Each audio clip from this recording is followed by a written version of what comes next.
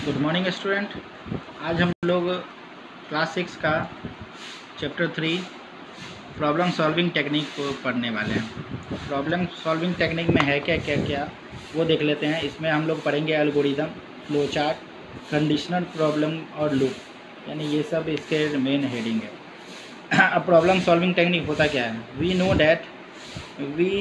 Now know that computer language is used for making program for a computer solve user problem. मतलब computer language को design इसलिए किया गया है कि वह यूज़र के प्रॉब्लम को सॉल्व कर सके। ठीक है, to make this problem we use sentence arrangement. मतलब इस प्रॉब्लम को मेक दिस प्रॉब्लम, यानी प्रॉब्लम जो भी होता है वो सेंटेंस के अरेंजमेंट में होता है, स्पेसिफिक ऑर्डर में। These sentences are executed in their order of appearance in the program to do the desired job। मतलब एक सीक्वेंस में ही ये अपना वर्क करता है। मतलब कोई अगर मान लो हमको 2 नंबर को जोड़ना है तो हम सबसे पहले कंप्यूटर को स्टार्ट करेंगे, उसमें फिर 2 नंबर फीड करेंगे, उसके बाद उसका प्रोसेस होगा, देन आउटपुट। मतलब ये पूरा सीक्वेंस में ही अरेंजमेंट होता है। तो इसी सीक्वेंस अरेंजमेंट को ही, यानी कोई भी प्रॉब्लम को अगर हम सीक्वेंस अरेंजमेंट में लिखे तो उसी को हम लोग फ्लो चार्ट और एल्गोरिदम कहते हैं। दोनों को हम लोग देखेंगे। ये 2 टेक्निक से हमारा सीक्वेंसली अपने हर प्रॉब्लम को हम लोग सीक्वेंसली डिज़ाइन करते हैं और उसको सॉल्व करने का तरीका देखेंगे। तो फर्स्ट है क्या? एल्गोरिदम। एल्गोरिदम को समझने के लिए एल्गोरिदम है क्या पहले ये। Algorithm and flow chart are 2 problem solving technique that help us in deciding the sequence of step in the problem। मतलब ये आपको ये प्रॉब्लम सॉल्विंग टेक्निक है जो आपको मदद करता है कि आप डिसाइड कर सके कि सीक्वेंस में कैसे प्रॉब्लम सॉल्व होता है। ठीक है, सीक्वेंस में प्रॉब्लम कैसे सॉल्व होता है ये आपको इससे डिसाइड करना है। तो फर्स्ट है इसका एल्गोरिदम। एल्गोरिदम में देखते हैं कि क्या है। Let us take an example. Sam want to drink a cup of tea is follows. मतलब वो अगर सैम को अगर ड्रिंक करना है एक चाय का कप, तो वो क्या क्या फॉलो करेगा। Take an empty pan, pure water in it, यानी उसमें पानी डालेगा पैन में लेके। उसके बाद put the pan on the gas burner, यानी गैस बर्नर पे डालेगा। Put the tea leaf on the sugar. उसके बाद शुगर माने चीनी और चायपत्ती डालेगा। उसके बाद बॉयल होने देगा। उसके बाद उसमें ऐड मिक्स करेगा। स्टेप में है ये सब। स्टेप 6 क्या है?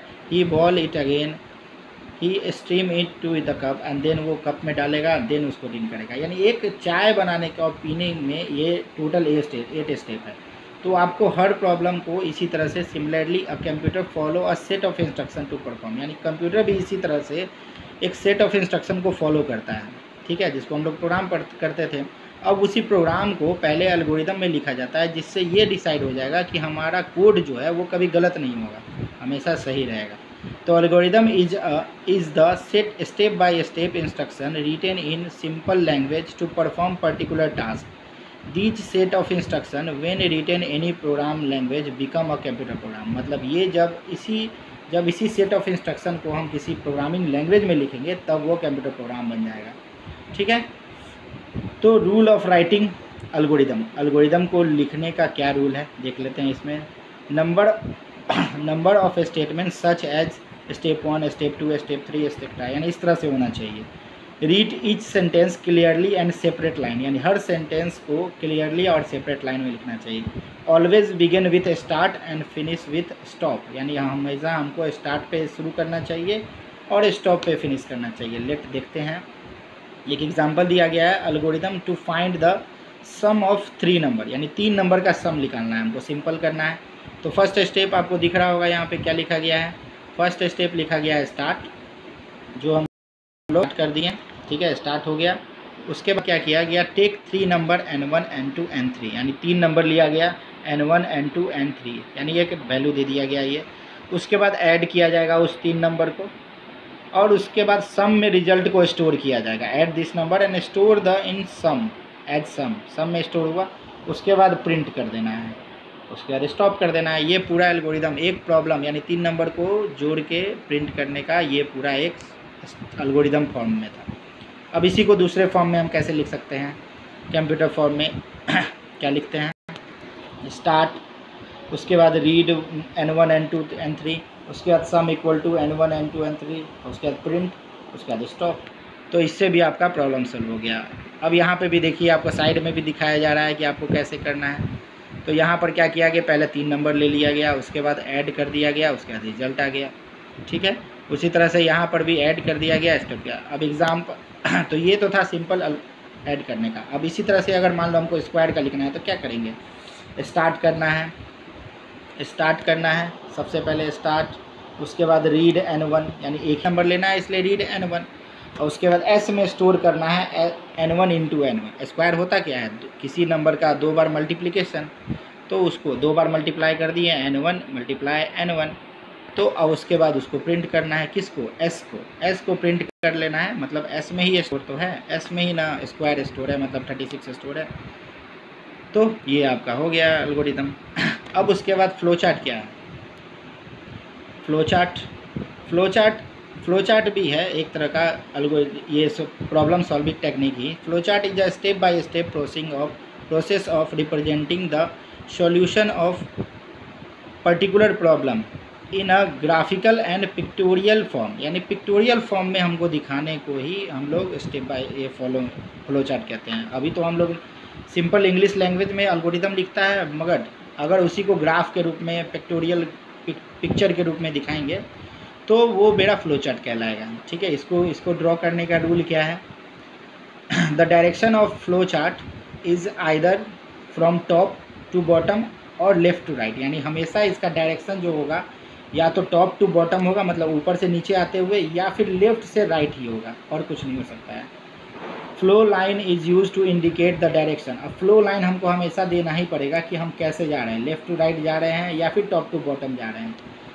It should be only one starting point, starting box एक ही होगा और स्टॉप बॉक्स एक ही होगा, उसमें भी स्टार्टिंग बॉक्स। अब ये कुछ सिंबल है जो आपको याद रखना है, जैसे स्टार्ट हमको देना है तो क्या चीज़ में देंगे, ओवल में देंगे, and Oval represent the beginning and ending the flow chart, यानी ओवल जहाँ पे भी दिख जाए तो आपको समझना है कि यहाँ से स्टार्ट है या फिर एंड है हमारा फ्लो चार्ट। उसी तरह रेक्टेंगल पैरेललोग्राम कब दिखेगा, पैरेललोग्राम जब दिखेगा तो आपको समझना है ये इनपुट ले रहा है या फिर आउटपुट दे रहा है, यानी इनपुट बॉक्स है या फिर आउटपुट बॉक्स है।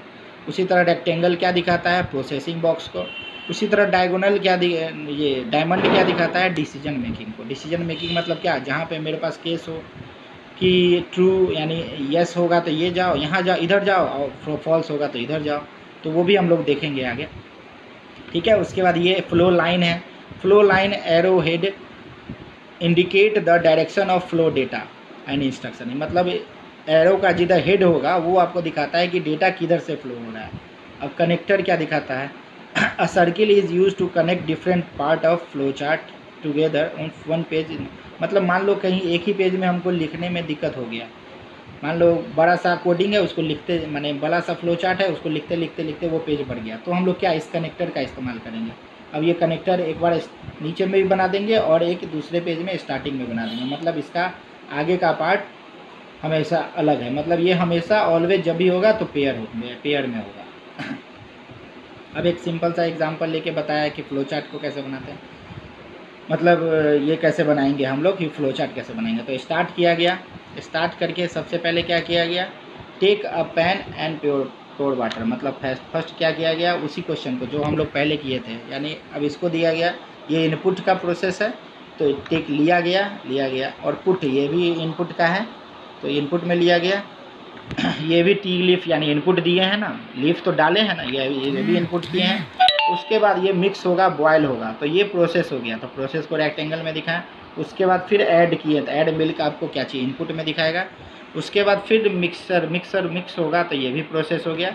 उसके बाद स्टेयर कप यानी कप लिए, फिर वो इनपुट आउटपुट हो गया, और ड्रिंक टी आउटपुट हो गया, यानी इनपुट आउटपुट को दिखाते हैं पैरेललोग्राम में, और रेक्टेंगल में हम प्रोसेस को दिखाते हैं। उसी तरह से अगला ये भी है, इसको भी देखते हैं। ठीक है, इसको भी देख लेते हैं अच्छे से। स्टार्ट अगर मान लो स्टार्ट करते हैं, n1 लेते हैं, स्टार्ट हो गया, उसके बाद n1 नंबर 1 लिया, उसके बाद n2 ले लिया, उसके बाद इनपुट ले लिया। इन तीनों देखो पैरेललोग्राम में दिखाया गया, मतलब तीनों इनपुट लिया गया, उसके बाद प्रोसेस किया गया, sum equal to n1 plus n2 n+3, यानी तीनों नंबर को ऐड कर दिया गया, और उसके बाद फिर आउटपुट के लिए फिर पैरेललोग्राम और देन स्टॉप, यानी ये आपका प्रोसेस है फ्लो चार्ट के लिखने का।